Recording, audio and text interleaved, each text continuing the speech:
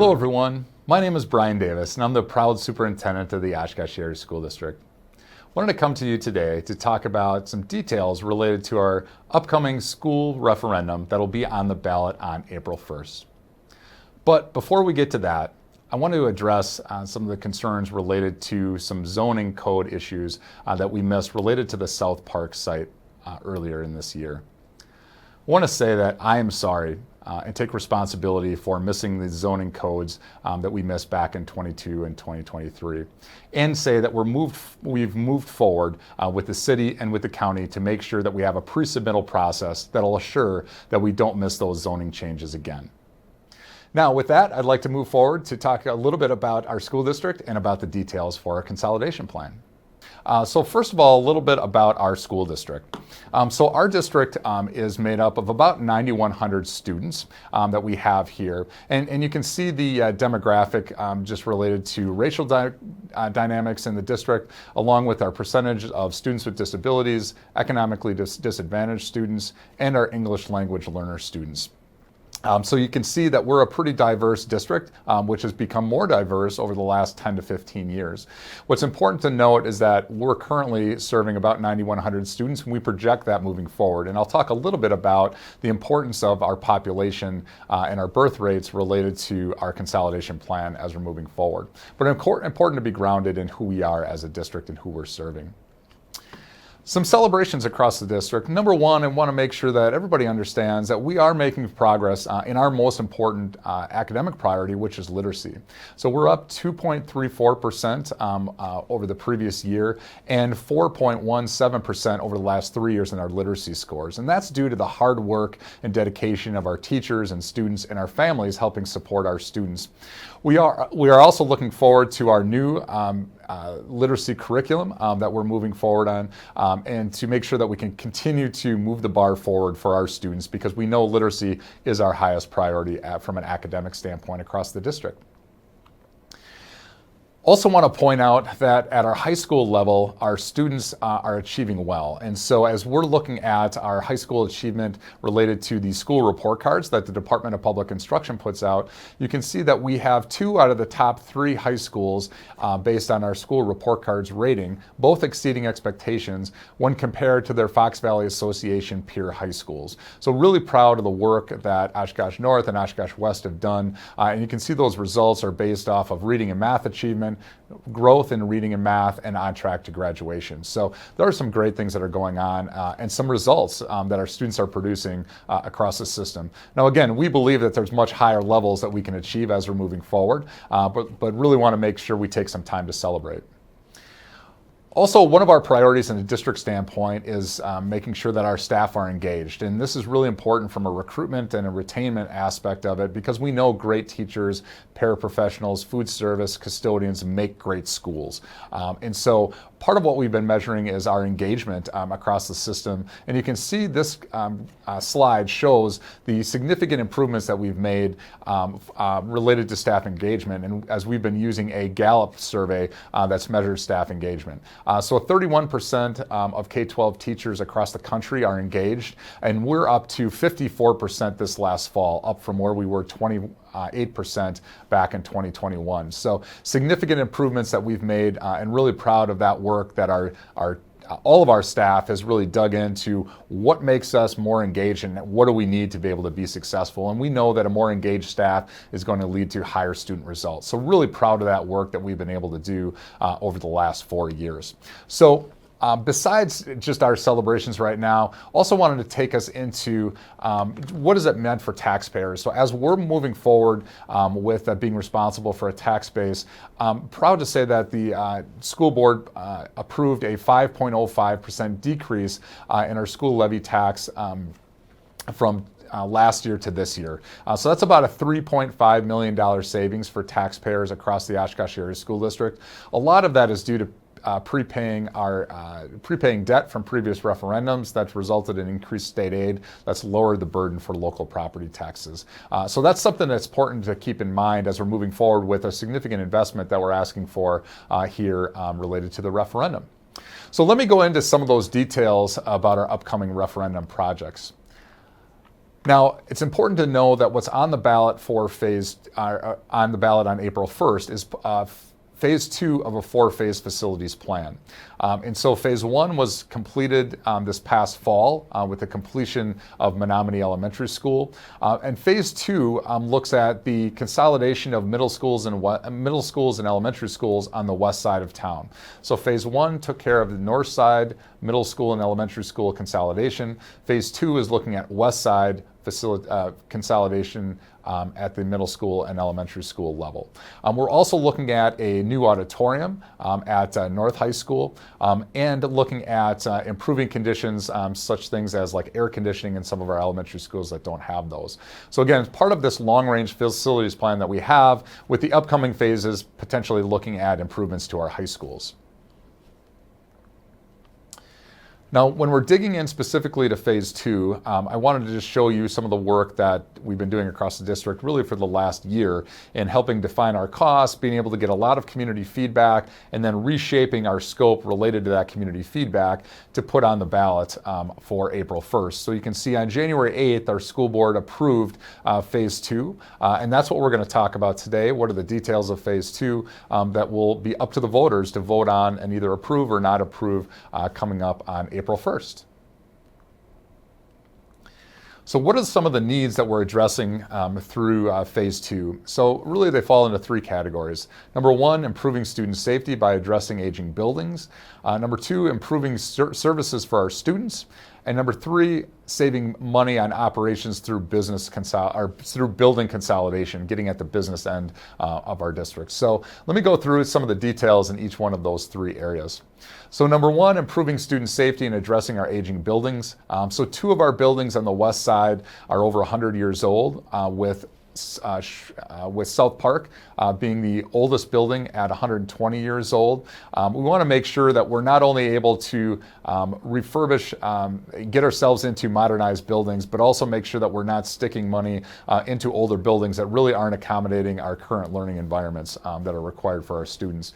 We know that there's significant ADA accessibility limitations in our older buildings, and we also know that as part of this process, air conditioning is proposed at Reed, Lakeside, and E. Cook elementary schools, and that was not something that was part of their original structure. So to be able to have modern learning environments for our kids is really important in addressing that in some of our aging buildings.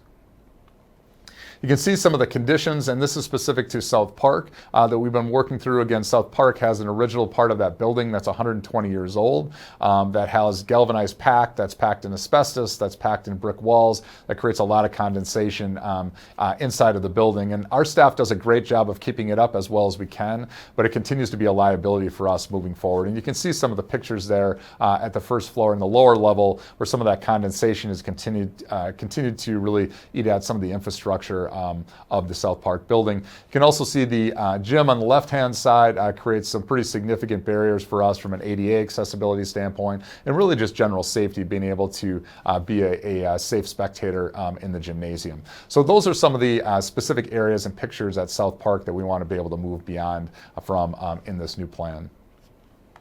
Improving our services for students. So again, we're a students first district, so we want to make sure a couple areas that we can improve on. So number 1 is having a dedicated facility for our pre-K students and families. So right now we're in a variety of elementary schools or some school partnerships that we have with local businesses, and we want to make sure that we can consolidate all of our students to be able to serve them under one roof and have all of our counselors and support staff there to be able to best serve our students and have that be specific to our 3 and 4-year-olds in that unique area of development and their first contact with the district. Second is related to student access to full-time staff. So many of our smaller elementary schools have part-time support services. So whether it's counseling or it might be our FIED or music positions. In the smaller elementary schools, we have many of those positions are just part-time and they're shared with other buildings. And so we want to be able to bring those services together so we can have 1.0 positions under one roof. It's a lot easier for us to recruit and retain staff when they have full-time positions everyone's under one roof. And we also know that student needs, especially from a mental health and counseling standpoint, happen throughout the day. And we want to make sure that we have coverage at the building for the entire school day and for the entire week. And so part of our consolidation process is addressing this need and improving services for our students as we're moving forward. And finally, looking at our performance arts space and having an auditorium at North High School. Right now, they're renting spaces for their musical, for example. And we want to make sure that they have a space where they can practice and they can prepare and be able to build programming in our one of our most important areas, which is our performing arts. Another one of the needs when we're talking about the business aspect of our district is related to consolidation to be able to save money for operations. And so this is partly driven through our declining birth rates. You can see on this chart, you can see the significant decline that we've had in our birth rates over the last, really over the last 8, 9, 10 years. In 2017, 2018, we're about 10,000 students, which is where we had been historically. And we had predicted to be down to about 9,000 students, 9,100 students in 23-24, which is actually what played out. So this declining enrollment requires us to be able to really think about right-sizing the number of buildings that we have so we can most efficiently serve our students as we're moving forward. Now, this isn't unique to Oshkosh. 71% of the public school districts in Wisconsin have declining enrollment. So this is something that's happening throughout the state and honestly throughout the country. And we need to make sure we're just positioning ourselves to be effective into the future. So just taking a look at the declining birth rates, these two are charts on the left-hand side, one from Oshkosh, and on the right-hand side, one from Wisconsin, that show the significant decline in birth rates that we've had over really the last 10 to 20 years in the case of the Wisconsin chart. And so that's the reality of where we're at. And we want to make sure, again, that we're customizing our district to be able to serve 9,000 students and not 10,000 students as we had historically.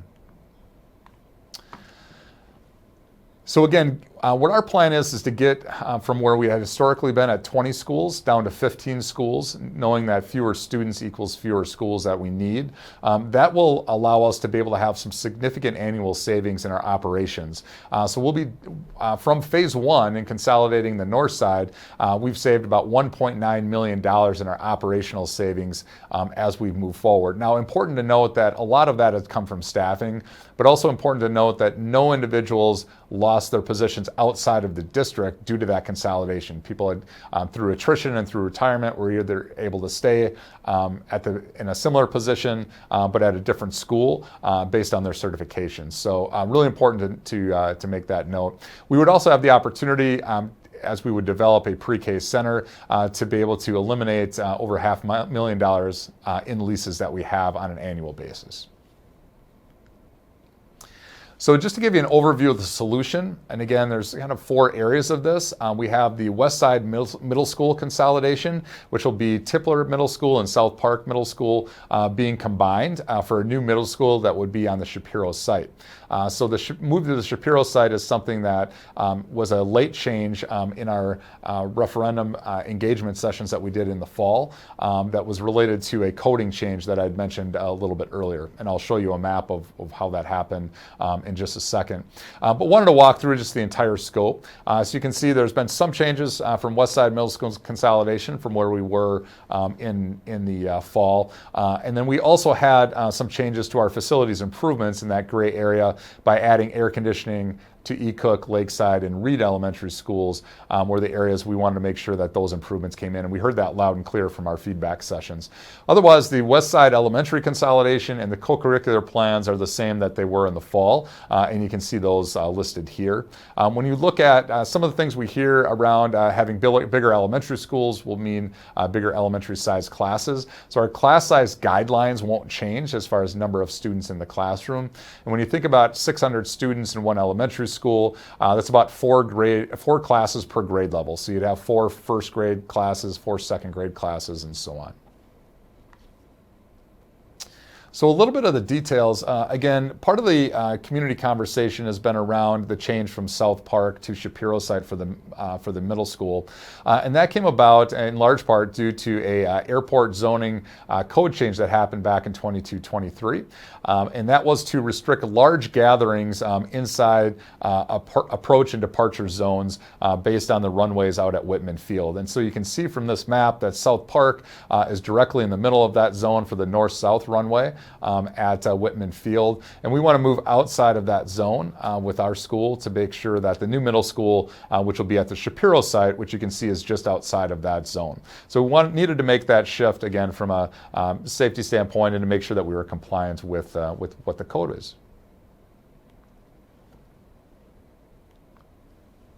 So from a consolidation standpoint, our west side middle schools will go from 3 currently to 2. We'd have still Traeger Middle School, and we'd have a new middle school on the Shapiro site.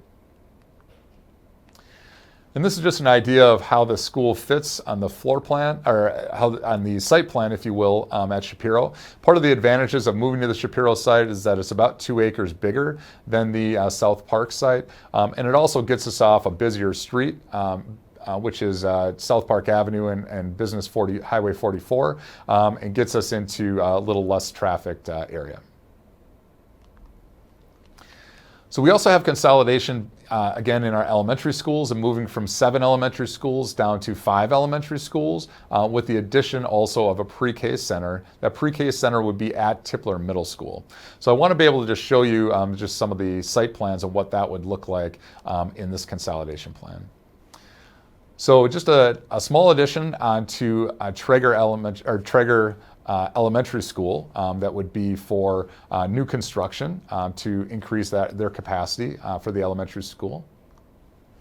Franklin Elementary School would both have renovations and a new addition, as you can see there, based on the key. So some heavy renovations in the existing part of the building, and then new construction both in the front or the back. And again, these site plans may change a little bit, but it gives you a concept of how the building fits on that site.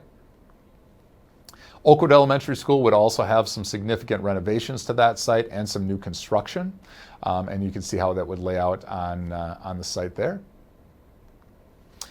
And then, as I mentioned, the pre-kindergarten center would move to Tipler Middle School. So we would look at taking Tipler and doing heavy renovations for Tipler Middle School to be part pre-K center on part of the building. And then on the other part of the building, we're going to bring our recreation department and bring that down there to make use of the gym and some classrooms that we can use for offices at Tipler Middle School. That'll also allow us to sell the current rec building, which is the old rec gym that's downtown in Oshkosh. So you can see there's a divide between those two spaces. We'd have separate entries to get into those two spaces, and then have divides inside of the building also. So we'd have a designated pre-K center and a designated recreation center at that building. And also I had mentioned earlier the Oshkosh North High School Auditorium. You can see where that auditorium would be built, which would be an extension from where the current auditorium/lecture hall is, out into the parking lot, and then some renovation into our fine arts spaces. So that's the scope that we're looking at as far as part of the projects. What I want to talk to you about now is the investment, because it's certainly important for us to be able to maintain our responsibility to taxpayers to make this an affordable plan as we move forward. So the investment for us is very important, and our school board has been doing some strategic moves to make sure that we keep stability within this tax, within our taxing when we're looking at bringing on more modernized buildings, and we're going through our consolidation process. So what I want to show you is just part of the costing for these new projects. Now on the left-hand side, you can see the cost estimates from our previous scope that we had in the fall. And then on the right-hand side were some of the changes based on the feedback from the coding, from the zoning codes that we had learned about, and then some of the moves that we made for air conditioning. So you can see on the right-hand side will be our final amount. We're looking at, on the ballot, will be $197.8 million. And that's about an $800,000 decrease from what we were looking at and proposed back in the fall. And so happy to say that we've declined that amount and that ask a little bit. But going to be really important for us to understand that that's a significant investment as we're moving forward. So we want to make sure that everybody has that information.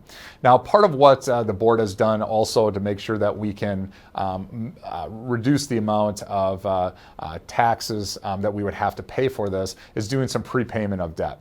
So I want to show you just a little chart that we had made up related to the tax levy. And what this shows is that there's going to be a $0 increase to the debt levy as we would bring on these new projects because of the fact that the board has prepaid debt previously. So you can see in the dark columns are the previous debt that we've paid for previous referendum debt. So back in 2020 and then in 2012, that's previous referendum debt. And you can see in the dark colors is the current amount that we're paying out of our debt levy, which is $21.5 million. In that if we bring forward our projects of $197.8 million, we would create a payment structure that would look at like those blue lines. So essentially there would be no increase to the debt payments in the upcoming years. And in fact, in 2030 would decrease down to $14.25 million. So that would allow consistency and stability for taxpayers, which is what our goal is as we're moving forward. So if you think about it as a car payment, essentially your payments are going to continue to remain the same. If you think about it as maybe a car payment that you had for 5 years, and at the end of that 5 years, you want to go ahead and invest in an upgrade or in another vehicle, essentially what we're saying is that we'd be able to have that upgrade and the payments that you were previously making to your vehicle would continue to be made as you'd move forward and you'd have that new investment. That would be the similar process that we're looking at here, is being able to keep our payments, our debt levy payments the same and being able to modernize our schools as we move forward. And we believe that that's an important move to be able to create stability for our taxpayers as we're looking at improving our schools. And we know that healthy schools make a healthy community. So wanted to show you what's specifically going to be on the ballot for transparency as we look at how the scope will look actually when you go into the voting booth. So this is what the ballot question will look like. You can see some of the legalese in this question, which is required by state statute. But the bullet points are the specific projects that we will be taking care of as part of this question. And you can see the $197.8 million that's asked. So it'll be a vote yes to approve these projects and move forward, and then a vote no to not approve these projects, and then these projects would not go forward. So what happens if phase 2 doesn't get completed? So that's a question we get quite a bit. So wanted to just talk about some of those things. Number one, our students will continue to be in a 120-year-old building. Parts of South Park are 120 years old, so that'll continue to be a liability for us. And we also have the liability of being in that restricted zoning code for departures and takeoffs at the airport. So we want to make sure that we can get to a safer place for our students and staff and for our building as an asset. If we're going to stay at South Park, just to repair South Park and not to improve anything there, but just to repair it and keep it up, back in 2020, we estimated that to be about almost $8 million that we would have to invest just to be able to keep things running. That number continues to increase as we move into the future. So we want to make sure that we don't have to stick good money after bad money into a current building that's 120 years old. We want to make sure that that we can move beyond that, but we may have to do that as we move forward. We would also have the Shapiro students, because of their declining enrollment, are going to be consolidated into our other elementary schools, whether the referendum passes or not. So they'll be in school through the 2025-2026 school year, and they'll be dispersed. The students and staff will be dispersed to other elementary schools. If the referendum does not pass, then they'd be in our existing elementary schools beyond Shapiro. And then obviously our annual operating savings would not be captured, so we'll continue to run inefficiently from the number of students that we're serving. So that's part of what we'd have to move forward with. I will say the first thing that'll happen as we would look at phase 2 not being completed is that we're going to go out to you, the community, and find out why why we weren't able to pass the referendum, to make sure that we can hear about some of the improvements that we need to make moving forward to best serve our taxpayers. So another thing to keep in mind, again, is that if phase 2 isn't completed, our construction costs will continue to increase. So that's why we feel now is an important time for us to bring this to the community as we're moving forward. And you can see just some of the projections of inflationary costs, whether it's just a middle school or whether it's the entire scope of phase 2. Those costs aren't going to come down. We feel now is the time to be able to address those costs. Now, some hot community topics that I wanted to talk about as we move forward that we're hearing. Number one is the purchases of houses at the South Park site. So the district had purchased houses around South Park when we were going to put a middle school on that site to be able to provide more green space for our students.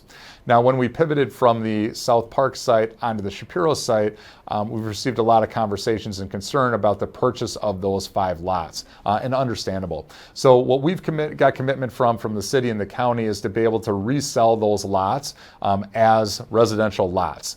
So we'll be working with local developers or people that are interested in purchasing and building houses on those lots to be able to move forward, to be able to help support the housing needs in Oshkosh. Number 2 is the methane concerns at Shapiro. That area has had some methane concerns historically. We've never had methane concerns on the Shapiro site, but out of an abundance of caution, we've done some drilling to make sure that we can see if we can detect any methane currently on that site. So happy to report that there is no methane on that site, and so that's something that we'll continue to communicate to the community. We do have some mitigation costs built in if there's any issues with soil or any issues with methane that come up.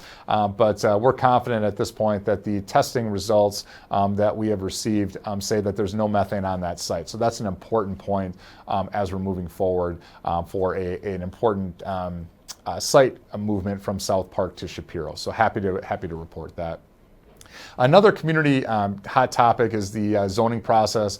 And I said at the beginning, I truly apologize for missing our zoning that we should have gotten back in 22 and 23. We've since improved our process and we'll be continuing to do a pre-submittal process for our projects in partnership with the city.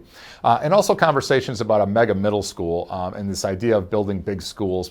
I want to just put that into context. We really feel like this new middle school is not going to be a mega middle school. It'll be at the capacity of about 680 students. That's smaller than we have at Vel Phillips, which is about 890 students. And also in comparison to some of our partners or some of our colleagues across the Fox Valley, we've had 2 new middle schools in our area being built recently. Menasha Middle School is about 1,000 students. Kaukauna Middle School is about 1,200 students, and Neenah Middle School in their reconfiguration and their 4th grade through 8th grade, but is about almost 2,000 students. So when you think about a mega middle school, our new middle school on the Shapiro site would not be that mega school. So just wanted to be able to provide you with some of those facts as we're moving forward. So again, 3 takeaways that I want you to be able to get from this presentation in the whys of what we're trying to accomplish and why we think now is the right time to move forward with this process. Number 1 is we have a need to be able to improve student safety and services for our students and to be able to right size from 20 schools down to 15 schools. We believe now is the right time to do that. That move reduces our operational costs through referendum and allows us to stay more competitive with things like teacher salaries and just be more sustainable as we move forward. And we're doing that now at a $0 increase to the debt levy for taxpayers. So to be able to keep our stability with taxpayers, we think is an important point and why we would move forward right now. So again, this is going to be on the ballot on April 1st. So we want to make sure, one, that you have the most information possible, and that includes the information on where you register to vote. So if you haven't registered to vote, here's a QR code that you could use to be able to get your registration in. We also have early voting taking place before that April 1st vote. So here's some information just related to voter registration and early voting. And we're also providing a series of informational sessions. We'll actually have 10 formal informational sessions and question and answer sessions throughout the community. And we're also going to be at the farmers market in February and March. So really want to make sure that we're out in the community answering as many questions as possible so you as taxpayers can get the most informed, you can get all the information that you need to make an informed decision for April 1st. So with that, I just want to thank you for joining me today as part of our information sessions related to the upcoming referendum on April 1st. It's an honor for me to serve you as your superintendent and to make sure that we provide the best opportunities not only for our students, staff, and parents, but also for our entire community. We know that we need to remain competitive from a school standpoint if we're going to remain competitive as a city, and we know that healthy schools equal a healthy city. And so this plan is our move to be able to make sure that we continue down that track.